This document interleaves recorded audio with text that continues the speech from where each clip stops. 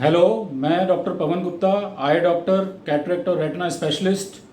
आज हम इस वीडियो में बात करेंगे बच्चों की आंखों पर ऑनलाइन क्लासेस के असर के बारे में।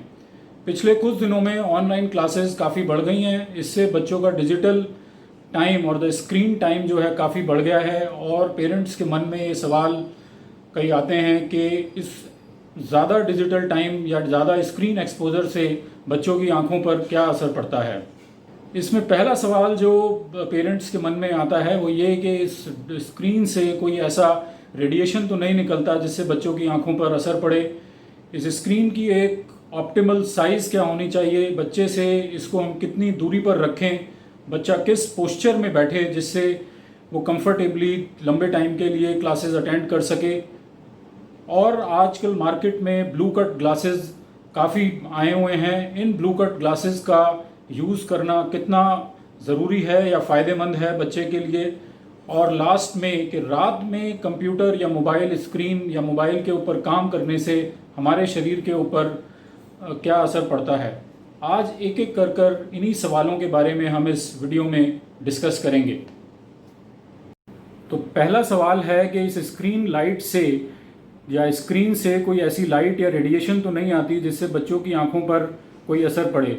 तो इसका स्ट्रेट जवाब यही है कि इस स्क्रीन से कोई भी ऐसी रेडिएशन या रोशनी एमिट नहीं होती जिससे बच्चों की आंखों पर कोई बुरा प्रभाव पड़े।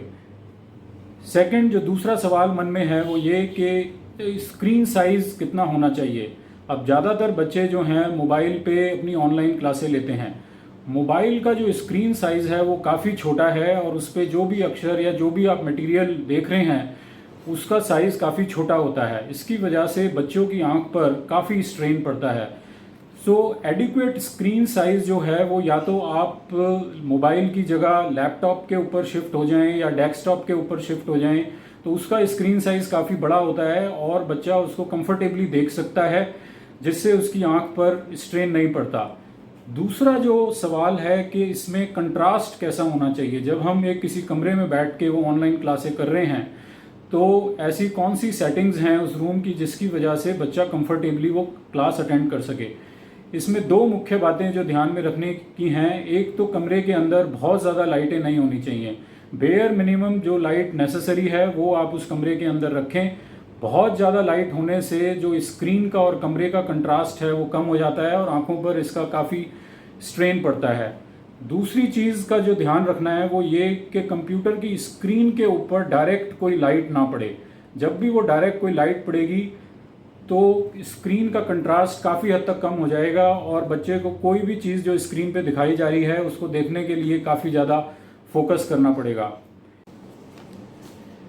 एक और सवाल जो अक्सर पूछा जाता है कि स्क्रीन के सामने पोस्चर कैसा होना चाहिए। इसमें सबसे ज़रूरी है हमारी कमर की पोजीशन। कमर हमारी स्ट्रेट होनी चाहिए और चेयर की बैक रेस्ट से अच्छी तरह सपोर्टेड होनी चाहिए। कोहनी 90 से 100 डिग्री के आसपास मुड़ी हुई होनी चाहिए और हमारे पैर भी किसी फुट रेस्ट के ऊपर वेल सपोर्टेड होने चाहिए। अगर बच्चे के पैर ज़मीन पर नहीं आ रहे हैं तो आप पैर के नीचे कोई स्टूल रख सकते हैं जिससे बच्चे के पैर अच्छी तरह सपोर्ट हो जाएं और वो कंफर्टेबली अपनी पोजीशन में बैठ सके। इसमें आँखों की क्या पोजीशन हो। जब हम किसी भी स्क्रीन की तरफ हम देख रहे हैं तो बेटर ये रहता है कि हमारी आंखें थोड़ी सी झुकी हुई हों, पूरी तरह खुली ना हों। इसका एडवांटेज ये है कि जब हमारी आंखें थोड़ी सी कम खुली हुई होती हैं या झुकी हुई होती हैं तो उस समय जो टीयर इवेपोरेशन रेट है, जो हमारे आंसुओं की उड़ने की टेंडेंसी है, वो थोड़ी कम हो जाती है और बच्चा उसमें कंफर्टेबल रहता है। एक ज़रूरी चीज़ कि ये जो हम मोबाइल या अपना कंप्यूटर उसको हम प्लेस कितनी दूर करें। एक ऑप्टिमल डिस्टेंस जो है वो 25 है। इसको हम आर्म्स लेंथ भी कहते हैं कि आपका जितना हाथ है उसको उतनी दूरी पर वो रखें। इस पोजीशन में आई जो है हमारी मैक्सिमम रिलैक्स स्टेट में होती है और कंफर्टेबली आप देर तक काम कर सकते हैं। दूसरा, अगर आप मोबाइल के ऊपर काम कर रहे हैं तो बेटर ये रहेगा कि आप रादर मोबाइल को अपनी टेबल पे रखें और बार बार झुककर मोबाइल पे देखें। मोबाइल का कोई स्टैंड ले आएं जिससे वो एक कंफर्टेबल स्टैंडिंग पोजीशन में आप मोबाइल को रख सकें। उससे बच्चों की आई के ऊपर भी स्ट्रेन कम पड़ता है और गर्दन के ऊपर भी स्ट्रेन कम पड़ता है। जो पिछले कुछ सालों में हमने देखा है, जो पेरेंट्स हमसे आके पूछते हैं कि बाज़ार में इतने सारे ब्लू कट ग्लासेस अवेलेबल हैं, हमारे बच्चे का स्क्रीन टाइम इंक्रीज़ हो गया है, तो ये ब्लू कट ग्लासेस हमारे बच्चे के लिए कितने रेलेवेंट रहेंगे। तो इस सवाल का जवाब देने से पहले ये जान लेते हैं कि ये ब्लू कट ग्लासेस हैं क्या। एक नॉर्मल लाइट के अंदर 7 कलर से वो लाइट, वाइट लाइट जो होती है वो मिलकर बनती है। तो ये ब्लू कट ग्लासेस जो हैं ये क्या करते हैं, उसमें से ब्लू लाइट को ब्लॉक कर देते हैं। अमेरिकन अकेडमी ऑफ ऑप्थेल्मोलॉजी, जो एक विश्वसनीय ऑर्गेनाइजेशन है आंखों के रिगार्डिंग, उन्होंने अपनी वेबसाइट पर ये डाला है कि इनफैक्ट ये ब्लू कट और ब्लू ब्लॉक ग्लासेस जो हैं ये बच्चों के लिए हानिकारक भी हो सकते हैं, बिकॉज बच्चे को जो ब्लू लाइट अपनी आई की ग्रोथ के लिए ज़रूरी है वो उसको नहीं मिल रही है। दूसरा, ब्लू कट ग्लासेस जब भी आप यूज़ करेंगे तो इनकी वजह से कंट्रास्ट सेंसिटिविटी काफ़ी हद तक कम हो जाती है, और एक बार जब कंट्रास्ट का कम हो जाए तो उसकी वजह से हमारी आंखों को देखने के लिए ज़्यादा प्रेशर लगाना पड़ता है, और इसकी वजह से इरिटेशन, हेडेक और आंखों में भारीपन की समस्या अक्सर फिर बच्चे कंप्लेन करते हैं। इन प्रॉब्लम्स के सॉल्यूशंस क्या हैं? उसमें सबसे पहला है कि जब भी हम किसी भी स्क्रीन को हम देखते हैं तो एक हमारी नेचुरल टेंडेंसी है कि हम उस स्क्रीन को देखते हुए हमारी ब्लिंक रेट जो है वो काफ़ी हद तक कम हो जाती है। तो जब भी आप किसी भी डिजिटल डिवाइस के ऊपर लंबे टाइम तक काम कर रहे हैं तो एक चीज़ का ये ध्यान रखें कि आप अपनी ब्लिंक रेट मेंटेन करके रखें। ये नॉर्मली ब्लिंक रेट जो है 12 से 15 बार होती है 1 मिनट के अंदर। ब्लिंक रेट कॉमन नॉर्मल रखने से एडवांटेज ये है कि आपकी ट्रियर फिल्म जो है वो कॉन्टीन्यूसली आपके आंखों के ऊपर बनी रहती है, और इससे इरिटेशन और हेडेक के चांसेस काफ़ी हद तक कम हो जाते हैं।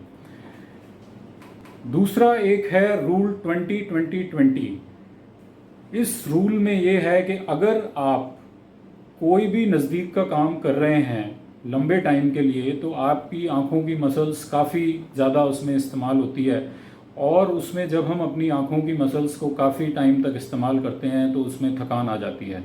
तो रूल 20-20 में ये कहा जाता है कि अगर आपने 20 मिनट के लिए किसी भी डिजिटल डिवाइस के ऊपर या डिजिटल स्क्रीन के ऊपर काम किया है तो आप अपनी आंखों को 20 सेकंड के लिए एक रेस्ट दें। अब वो रेस्ट आप दे सकते हैं कि आप कोई 20 फीट दूर एक टारगेट अपना फिक्स कर लें, और हर 20 मिनट के बाद एक 20 सेकंड के लिए आप उस टारगेट को देखें। इस ब्रेक के दौरान ये चीज़ आपको ध्यान में रखनी ज़रूरी है कि आप इसके दौरान सिर्फ दूर का ही टारगेट देखें, आप कोई और नज़दीक का काम ना करने लगें, क्योंकि एक बार अगर आप स्क्रीन छोड़ के कोई और रीडिंग, राइटिंग या कोई और काम करने लगेंगे तो वो ब्रेक का पर्पस पूरी तरह सॉल्व नहीं होगा। कई पेरेंट्स सवाल पूछते हैं कि रात में कंप्यूटर या मोबाइल यूज़ करने से हमारी सेहत के ऊपर क्या असर पड़ता है। इस क्वेश्चन का आंसर करने से पहले हमें ये जानना ज़रूरी है कि हमारा शरीर रात में और दिन में बिल्कुल अलग अलग तरीके से बिहेव करता है।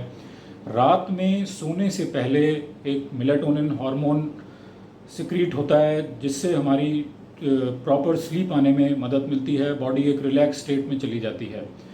लेकिन अगर सोने से पहले आप कोई भी मोबाइल या कंप्यूटर यूज़ कर रहे हैं तो ये मेलाटोनिन हार्मोन की सिक्रीशन काफ़ी हद तक कम हो जाती है, और आप एक प्रॉपर स्लीप नहीं ले पाते हैं। रात को आपकी स्लीप जो है डिस्टर्ब रहती है। इसकी वजह से जब मॉर्निंग में आप उठते हैं तो आप फ्रेश फील नहीं करते और आपका मूड चिड़चिड़ा होता है। पर आजकल जैसे सारा काम कंप्यूटर और मोबाइल के ऊपर होने लगा है, तो अगर आपको कोई भी ज़रूरी काम रात में करना है तो आजकल तो डिवाइसेस के अंदर एक नाइट मोड अवेलेबल है, आप वो नाइट मोड ऑन कर सकते हैं। उससे इस हार्मोन की सिक्रीशन के ऊपर कम असर पड़ता है और आप एक प्रॉपर स्लीप ले सकते हैं। पर कोशिश यही करें कि रात में आप कोई भी कंप्यूटर, मोबाइल या कोई भी और स्क्रीन 1 घंटा पहले, सोने से 1 घंटा पहले इस्तेमाल ना करें। इससे आपकी स्लीप प्रॉपर रहेगी और इन डिवाइसेस का आपके ऊपर गलत असर नहीं पड़ेगा। उम्मीद करते हैं कि हमने आपके सभी प्रश्नों का उत्तर दिया होगा, और इस वीडियो को देखने के बाद आप अपने डिजिटल डिवाइसेस या मोबाइल्स को प्रॉपरली और कंफर्टेबली यूज़ कर पाएंगे। धन्यवाद।